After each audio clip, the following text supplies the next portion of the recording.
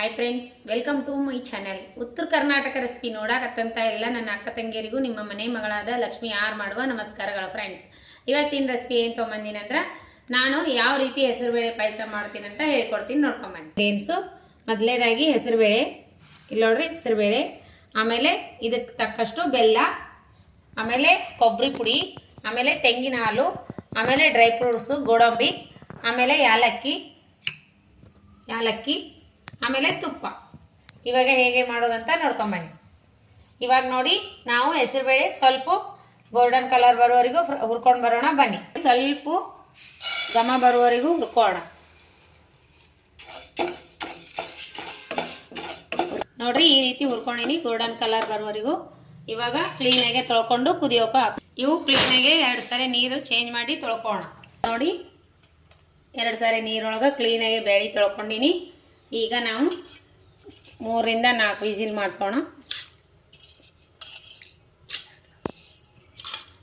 ಇದಕ್ಕೆ ಒಂದು ಅರ್ಧ ಗ್ಲಾಸು ನೀರು ಹಾಕಿ. ನೋಡ್ರಿ,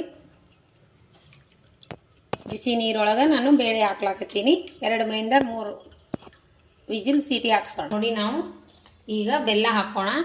ಕರಗಿಸ್ಕೊಳ್ಳೋಕ್ಕೆ ಬೆಲ್ಲ ತೊಯ್ಯಷ್ಟು ನೀರು ಹಾಕೋಣ, ಜಾಸ್ತಿ ನೀರು ಹಾಕ್ಬಾರ್ದು. ಬೆಲ್ಲ ಎಷ್ಟು ತೊಯ್ಬೇಕು ಅಷ್ಟು ಜಾಸ್ತಿ ನೀರು ಹಾಕೋಬಾರ್ದು, ಇಷ್ಟು ಹಾಕಿದ್ರೆ ಸಾಕು.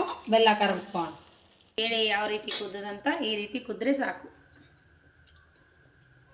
ಈ ರೀತಿ ಕುದ್ರೆ ಇವಾಗ ನೋಡಿ, ಈ ಬೇಳೆಗೆ ಈ ಬೆಲ್ಲ ಕರಗಿಸ್ಕೊಂಡು ಹಾಕೋಣ. ಬೆಲ್ಲ ಸೋಸಿ ಇದಕ್ಕೆ ಹಾಕೋಣ.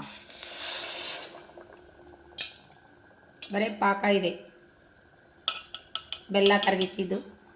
ಸೋಸಿ ಹಾಕಿದ್ರೆ ಏನಾರ ಇದ್ರೂ ಬರ್ತದ. ನಾವು ತೆಂಗಿನ ಹಾಲು ಹಾಕೋಣ.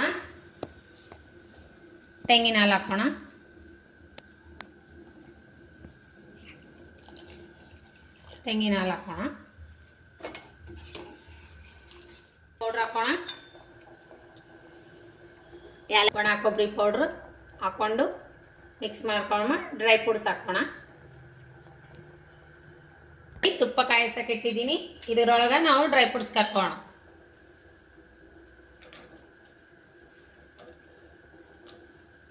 ಇವಾಗ ರೆಡಿ ಆಗಿದೆ.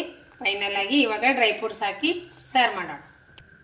ಫೈನಲ್ ಆಗಿ ರೆಡಿ ಆಯ್ತು ನೋಡ್ರಿ, ಹೆಸರುಬೇಳೆ ಪಾಯಸ. ಸೂಪರ್ ಅಂದ್ರೆ ಸೂಪರ್ ಆಗುತ್ತಾ. ಮಕ್ಕಳು ತುಂಬಾ ದೊಡ್ಡವರು ಚಿಕ್ಕವರು ತುಂಬಾನೇ ಇಷ್ಟಪಟ್ಟು ತಿನ್ನುವಂತ ಹೆಸರುಬೇಳೆ ಪಾಯಸನ ಮಾಡುವಂತ ಹೇಳ್ಕೊಟ್ಟಿನಿ.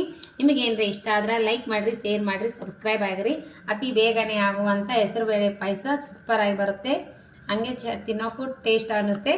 ಮಸ್ತ್ ಅಂದ್ರೆ ಮಸ್ತ್ ಆಗ್ಯದ ನೋಡ್ರಿ, ಮಸ್ತ್ ಆಗ್ಯದ. ಮಗ ಟೇಸ್ಟ್ ಮಾಡು. ಸೂಪರ್ ಆಗ್ಯದ ನೋಡ್ರಿ, ಮಗನಿಗೆ ತುಂಬಾನೇ ಇಷ್ಟ ಆಗ್ಯದ. ಎಲ್ಲರೂ ತಿನ್ಬೋದಲ್ಲ ಇಷ್ಟಪಟ್ಟು. ಮಸ್ತ್ ಅಂದ್ರೆ ಮಸ್ತ್ ಆಗ್ಯದ ನೋಡ್ರಿ, ಸೂಪರ್ ಆಗಿ ಬಂದ. ಈ ಹೆಸರುಬೇಳೆ ಪಾಯಸ ನಿಮಗೆ ಇಷ್ಟ ಆದ್ರೆ ದಯವಿಟ್ಟು ನಿಮ್ಮ ಅನಿಸಿಕೆ ಅಭಿಪ್ರಾಯಗಳನ್ನು ಕಮೆಂಟ್ ಬಾಕ್ಸ್ನಲ್ಲಿ ತಿಳಿಸ್ರಿ. ನಿಮಗೆ ಇಷ್ಟ ಆಗಿತ್ತಂದ್ರೆ ಲೈಕ್ ಮಾಡ್ರಿ, ಶೇರ್ ಮಾಡ್ರಿ, ಫ್ರೆಂಡ್ಸ್ ಫ್ಯಾಮಿಲಿಗೆಲ್ಲ ಶೇರ್ ಮಾಡ್ರಿ. ರೆಸಿಪಿ ಮಾತ್ರ ತುಂಬಾನೇ ಇಷ್ಟ ಆಗ್ತದ.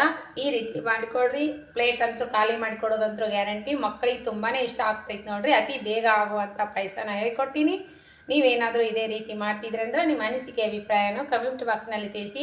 ಯಾರೆಲ್ಲ ನನ್ನ ರೆಸಿಪಿ ತಪ್ಪದೆ ವಿಡಿಯೋ ಇನ್ ಟೈಮ್ ತೊಗೊಂಡು ನೋಡ್ಲಾಕತ್ತೀರಿ ಅವರಿಗೆಲ್ಲ ತುಂಬ ಹೃದಯದ ಧನ್ಯವಾದಗಳು. ಇದೇ ರೀತಿ ಸಪೋರ್ಟ್ ಮಾಡಿರಿ. ಮತ್ತೆ ಮುಂದಿನ ರೆಸಿಪಿಯಲ್ಲಿ ಸಿಗೋಣ ಫ್ರೆಂಡ್ಸ್. ನಮಸ್ಕಾರ, ಬಾಯ್.